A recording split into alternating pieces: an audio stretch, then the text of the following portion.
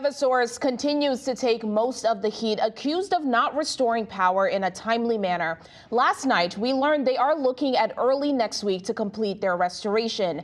Fox 61's Zinnia Maldonado joining us live right now from Lake Compounce in Bristol, where extra Eversource workers have set up camp. Zinnia.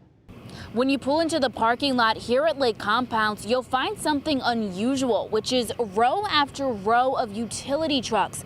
Eversource setting up a command center here as they race to restore power for thousands. Nearly 500 extra pairs of hands have touched down here at Lake Compounce, setting up trailers at Bear Creek Campground. Since we're centrally located in Connecticut, pretty much the smack dab center of the state, we have Eversource setting up camp here.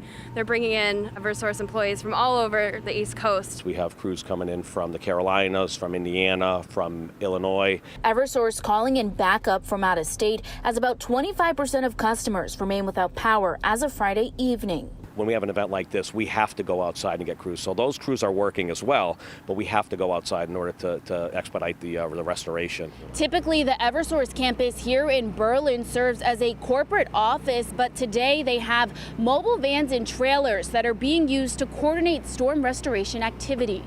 Nearly half the state lost power thanks to Isaias, but Eversource officials announcing they have made significant progress, turning the lights back on for more than 560,000 customers so far. This is a sense of urgency for us.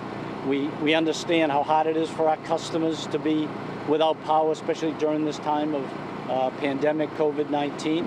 Eversource says the day after the storm, Wednesday, was focused on assessing damage and clearing roads, so they didn't start restoring power until Thursday. We're working with communities, we're identifying critical customers that may need some help. Currently, they have about 1,200 crews working on restoration and are expecting another wave of workers Saturday morning.